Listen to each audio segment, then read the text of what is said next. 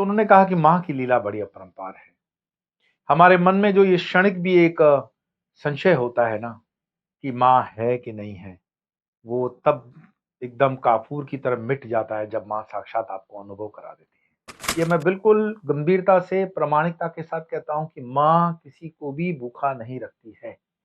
आप बिल्कुल खाली होकर, खाली हाथ एक वस्त्र लेकर और एक मैट्रेस जो अपनी सोने की है वो लेकर के निकल पड़ो। आपको कुछ अपने साथ नहीं लेना है, न हल्दी न फिटकरी, माँ का नाम साथ में रखो बस। नमस्कार, नमो नारायण, नर्मदे हर। आप कहोगे कि आज नर्मदे हर एक्स्ट्रा क्यों? क्योंकि बहुत जल्दी हम भरूच गुजरात के स्थान में नीलकंठेश्वर महादेव के पास हमारे परम श्रद्धेय, परम वंदनीय पूज्य दादा गुरु जी से मुलाकात करने जा रहे हैं। और माँ नर्मदे जी की महिमा तो आप सब जानते ही हैं। तो आज विचार किया कि दादा गुरु जी से तो अलग से ही एक मुलाकात आप लोगों के लिए मैं करूंगा ही, रिकॉर्ड करूंगा। और आपके जो भी जिज्ञासाएं हैं, आपकी जो भी प्रश्न है, वो भी परिक्रमा के अंदर उनके अनुभव, जो भी उनकी कृपा रही आप तक पहुंचाऊंगा, क्योंकि उनकी कृपा सब पर ऐसे ही बरस रही है। वो नर्मदा पुत्र हैं, तो माँ की जैसे कृपा है ऐसे दादा गुरु की भी कृपा है ही। पर आज जिन चीजों को हम बात करने वाले हैं वो है माँ नर्मदा जी की परिक्रमा के अंदर होने वाले अनुभव। मैंने कई बार इसका जिक्र किया भी है, फिर भी कुछ अनुभव रह जाते हैं बताने, तो उनको प्रसंग आया है तो आज आपके साथ शेयर कर ही देता हूं। और साथ साथ में आज नर्मदा अष्टकम का भी हम पाठ करेंगे। आप इस पाठ को अपने जीवन का हिस्सा बनाएं। मैं अंतिम भाग में इसको पाठ करूंगा। लेकिन नर्मदा जी की परिक्रमा करने वाले अथवा तो नर्मदा जी के कंठे पर रहकर तपस्या करने वाले साधु संतों के अपने अपने अनुभव होते हैं। ऐसे ही हमारे एक साधु भाई जो थे, गुरुबाई तो नहीं, साधु भाई हैं, उनके साथ बात हो रही थी कि माँ के कंठे पर आप रहते हैं और मध्य प्रदेश के अंदर ही उनका आश्रम, छोटा सा कुटिया। मैंने कहा महाराज जी कोई जीवन का अनुभव माँ के सानिध्य में हो तो आप बताइए। तो उन्होंने कहा कि माँ की लीला बड़ी अपरंपार है। हमारे मन में जो ये क्षणिक भी एक संशय होता है ना कि माँ है कि नहीं है, वो तब एकदम काफूर की तरह मिट जाता है जब माँ साक्षात आपको अनुभव करा देती है। तो वर्ष में एक बार एक ऐसा आयोजन होता है जब हम माँ को वस्त्र प्रदान करते हैं पूजा में, जिसको साड़ी के माध्यम से हम जल में छोड़ते हैं। कुछ पढ़े लिखे सेक्युलरिस्ट और ऊंचे दिमाग के लोग कहते हैं कि ये वेस्टेज ऑफ मनी है, कपड़ा आप पानी में क्यों डालते हो। लेकिन आगे चल करके वही साड़ी कोई ना कोई गरीब माता बहन को काम लग जाती है। पर जो भावना है चढ़ाने की वो ये है कि हम माँ को वस्त्र प्रदान कर रहे हैं। तो हमारे ये सन्यासी भाई ने बताया कि उस दिन मैंने 6 बार नहीं 12 बार की बड़ी साड़ी माता जी को प्रदान करने के लिए ली। और बोले मन के अंदर थोड़ा सा एक सात्विक, राजसिक या तामसिक, जो भी आप कैटेगरी तय करो, एक अहंकार था कि मैं माँ को साड़ी प्रदान कर रहा हूँ। और उन्होंने जैसे जैसे मंत्रोच्चार से वो साड़ी प्रदान करनी शुरू की, न्यास वगैरह जो भी किया होगा, कंठे पे खड़े रह करके जो लोग देख रहे थे, तो पानी 2 फीट थी या 3 फुट से ज्यादा नहीं था नदी में, और वो वहीं पर ही धारा बह रही थी, उसमें कपड़ा दे रहे थे 3 फुट के अंदर। अब वो महाराज जी बता रहे हैं कि मेरे मन में आ रहा है कि कपड़ा भी बहुत बढ़िया है, इस बार तो मैंने माँ को साड़ी भी चढ़ा दी, बहुत अच्छा। इस तरह का एक अहंकार आ रहा है कि मैं माँ को साड़ी चढ़ा रहा हूँ। तो बोले थोड़ी देर के अंदर ही मेरे से 2-3 फुट नजदीक मुझे भंवर पैदा होने का एक एहसास हो गया कि पानी घूम रहा है। भंवर आप जानते हो, वर्लपूल, और कपड़ा उसमें घूमने लगा। तो बोले मैंने उस चीज को बहुत बड़ा ध्यान नहीं दिया कि कपड़ा घूम रहा है, ठीक है। लेकिन धीरे धीरे वो भंवर, बोले मेरी तरफ कपड़ा बढ़ने लगा, और जिस तरह से मैं कपड़ा चला रहा था वो कपड़ा मेरे ऊपर ही लिपटता जा रहा था, और लिपटता लिपटता मुझे जल के अंदर ले गया। किनारे पे खड़े लोग देख रहे थे कि 2-3 फुट के अंदर तो कोई डूबता है नहीं, महाराज जी शायद कोई क्रीड़ा कर रहे हैं अंदर, स्नान वगैरह या डुबकी लगा रहे हैं, तो ऊपर से कोई बचाने भी नहीं आ रहा है। और ये माँ की लीला हमने प्रत्यक्ष कई बार अनुभव की है। और वो स्वामी जी बताते हैं कि मैं बिल्कुल एहसास कर रहा था कि अब गया तब गया। और ये प्रत्यक्ष मैं आपको बताऊं, मैंने माँ नर्मदा जी के 3 फीट के पानी में भी उतना फ्लो देखा है कि जहां पर वो एक माता जी को लेकर के जा रही थी, हमने उनको बड़ी मुश्किल से पकड़ा। बचाने वाली तो वही है, लेकिन ये 3 साढ़े 3 फीट के पानी में ऐसा हमने देखा, प्रत्यक्ष देखा है। तो स्वामी जी बताए कि 3 साढ़े 3 फीट के उस पानी के अंदर से किसी ने जैसे मुझे खींचा और मैं अंदर चला गया। अंदर जाने के बाद जब डुबकी लगाई अंदर पानी की, नाक में पानी गया, तब बोले सहसा मेरे मुख से निकल गया कि माँ क्षमा करो, आपका बच्चा हूँ।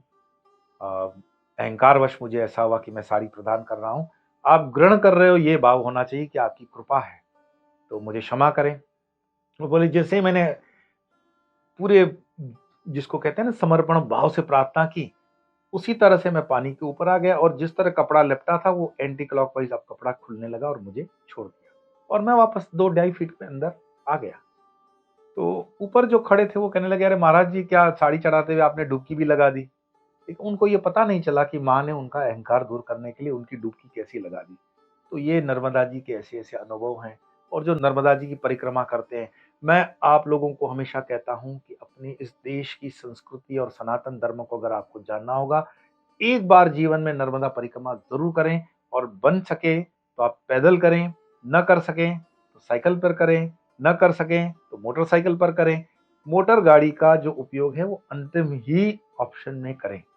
हाँ, 1 सवा साल ज़रूर पैदल लोग कहते हैं लगता है, पर ऐसा होता नहीं है। आप चाहें तो उसको 100 दिन में भी 30 किलोमीटर 30 किलोमीटर करके कर सकते हैं। 100 दिन से ज़्यादा नहीं लगना चाहिए और 108 दिन मतलब मैक्सिमम एक अच्छा नंबर भी है। ऐसे अगर मैं आपको अनुभव बताने जाऊँगा तो कहीं उन अनुभवों का अंत नहीं होता है।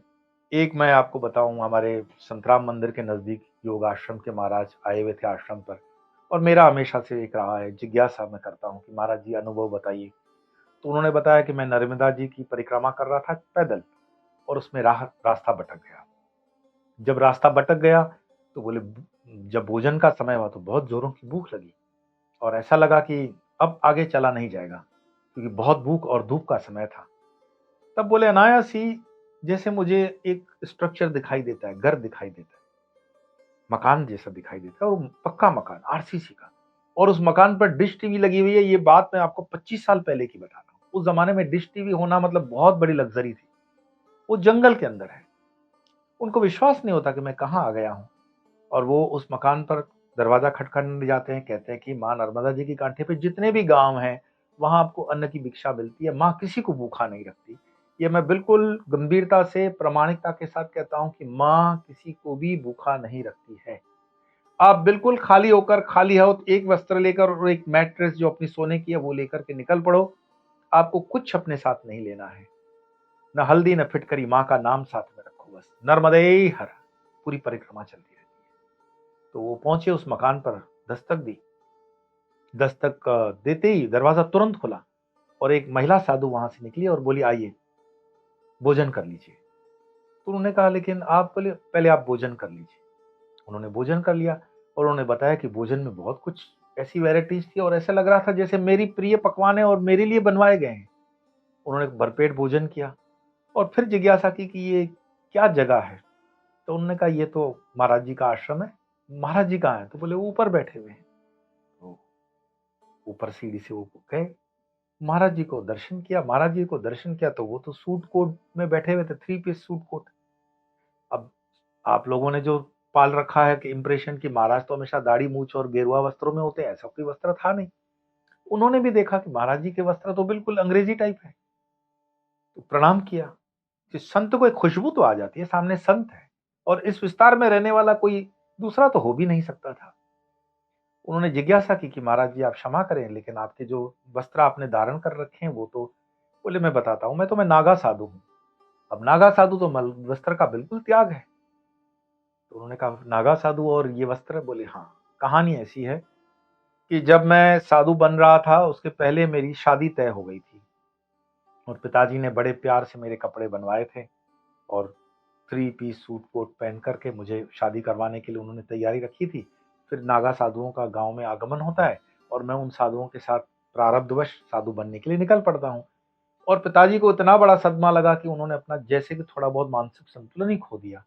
परिवार में और कोई बचे न बचे, पर मैं तो साधु बन गया। और साधुओं का फिर एक नियम होता है कि 7 साल बाद या 9 साल बाद अपने गांव में फिर आते हैं भिक्षा करने। तो वो आए वापस अपने गांव भिक्षा करने और किसी ने उनको पहचान लिया कि ये तो वही है। जाके उनके पिताजी को कह दिया कि आपके बेटे लौटे हैं और साधु बन के आए हैं, नागा साधु हैं। अब एक माँ का हृदय तो आप कहानी हमेशा सुनते हो, ये पिता के हृदय की कहानी है। पिता जाते हैं और देखते हैं कि बेटा साधु हो चुका है और उसका गाल थपथपा के बोलते हैं, कान पकड़ के, नालायक, तेरी शादी की तैयारी की थी मैंने और सब कुछ तैयार किया था, तू साधु बनने चला था, चल। और वो उसको कान पकड़ करके घर ले आते हैं अपने, और घर आते आते उनको बेटा देख रहा है कि पिता की आंखों से आंसू बह रहे हैं, उनका भाव एकदम, और उनको वो कपड़े पहना रहे हैं, नागा साधु, सूट कोट पैंट पहना दी। बोले देख, तेरी शादी के लिए मैंने ये कपड़े बनाए, कितना सुंदर लगता है। और ये कहते कहते ही उन्होंने अपने प्राण छोड़ दिए और कहा कि बेटा अब इसको, मतलब इन कपड़ों को मत उतारना। और वो बाबा जी कहते हैं कि उस दिन के बाद मैंने कभी ये कपड़े फिर उतारे नहीं।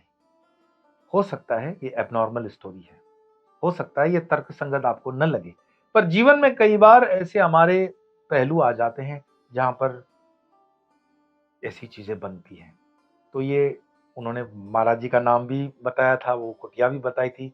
मैं कुछ कारणवश बिल्कुल आपको सब कुछ इसलिए नहीं बता रहा हूँ कि फिर आप पहुंच जाओगे कोई ना कोई उनको डिस्टर्ब करने तपस्या में और साधना में, पर ये प्रमाणिक किस्सा मैं आपको बता रहा हूँ। लगभग लिख के तो मैं 4-5 किस्से आया था, पर आज क्योंकि हमें नर्मदा अष्टकम करना है, क्योंकि दादा गुरु से मुलाकात भी तो करने जाना है कल मुझे, तो आइए हम पाठ करते हैं नर्मदा अष्टकम का। आप बिल्कुल इसको अपने जीवन की पूजा पद्धति में लगाइए, इसकी अर्थ के साथ इसको समझने का भी प्रयास करिए। मैं आज सिर्फ संस्कृत में इसका पाठ करने जा रहा हूँ, श्री नर्मदा अष्टकम। और ये सारे के सारे स्तवांजलि रामकृष्ण मिशन के पुस्तकों में दिए हुए पाठ है, आप इसको खरीद कर स्वयं भी पढ़ सकते हैं और उसका पाठ कर सकते हैं। तो नर्मदा अष्टकम का पाठ प्रारंभ करते हैं। सबिंदु सिंधु सुसुखल तरंग भृंग रंजितम दिशत्सु पाप जात जात कारिवारी संयुतम कृतांत दूत कालभूत भीतिहारि वर्मदे त्वदीय पाद पंकजम नमामि देवी नर्मदे त्वदीय पाद पंकजम नमामि देवी नर्मदे त्वदम्बुलीन दीनमीन दिव्य संप्रदायकम कलौमलोगभारहारि सर्वतीर्थनायकम सुमच्छ कच्छ नक्र चक्र चक्रवाक शर्मदे त्वदीय पाद पंकजम नमामि देवी नर्मदे त्वदीय पाद पंकजम नमामि देवी नर्मदे महागभीर नीरपूर पाप धूत भूतलम द्वंत समस्त पातकारी दारितापदाचलम जगल्लये महाभये मृकंडु सुनुहर्म्यदे त्वदीय पाद पंकजम नमामि देवी नर्मदे त्वदीय पाद पंकजम नमामि देवी नर्मदे गतं तदेव मे भयं त्वदम्बु वीक्षितं यदा मृकंडु सुनु शौनकासुरारि सेवितं सदा पुनर्भवाब्धि जन्म जम्भवाब्धि दुःखवर्मदे त्वदीय पाद पंकजम नमामि देवी नर्मदे त्वदीय पाद पंकजम नमामि देवी नर्मदे अलक्ष्य लक्ष्य किन्नरामरासुरादि पूजितं सुलक्ष्य नीरतीर धीर पक्षि लक्ष्य कूजितं वसिष्ठ शिष्ट पिप्ल आदि कर्दमादि शर्मदे त्वदीय पाद पंकजम नमामि देवी नर्मदे त्वदीय पाद पंकजम नमामि देवी नर्मदे संत कुमार नाचिकेत कश्यप अत्रि षटपदे धृतं सुखेय मानसेषु नारदादि षटपदे रवीन्दुरन्ति देव देव राजकर्म शर्मदे त्वदीय पाद पंकजम नमामि देवी नर्मदे त्वदीय पाद पंकजम नमामि देवी नर्मदे अलक्ष्य लक्ष्य लक्ष्य पाप लक्ष्य सार सायुधम ततस्तु जीव जंतु तंतु भुक्ति मुक्तिदायकम विरंचि विष्णु शंकर सुकेय धाम वर्मदे त्वदीय पाद पंकजम नमामि देवी नर्मदे त्वदीय पाद पंकजम नमामि देवी नर्मदे अहोमृतं स्वनं श्रुतं महेश केश जातटे किरात सूत वाड़वेषु पंडिते शठे नटे दुरंत पाप तापहारी सर्व जंतु शर्मदे त्वदीय पाद पंकजम नमामि देवी नर्मदे त्वदीय पाद पंकजम नमामि देवी नर्मदे इदं तु नर्मदाष्टकं त्रिकालमेव ये सदा पठन्ति ते निरन्तरं न यान्ति दुर्गतिं कदा सुलभ्य देह दुर्लभं महेश धाम गौरवं पुनर्भवा नरः न वै विलोकयन्ति रौरवम्। नर्मदे हर। आप समझे कि महेश धाम के हेतु अगर आपको भगवान शंकर के धाम भी पहुंचना है तो ये नर्मदा अष्टकम उसका सरल मार्ग है। इसका पाठ करें, इसका जितना हो सके बारंबार स्मरण करें। आज इतना ही, फिर मिलेंगे अगली बार किसी अगली विषय को लेकर। तब तक के लिए नमो नारायण।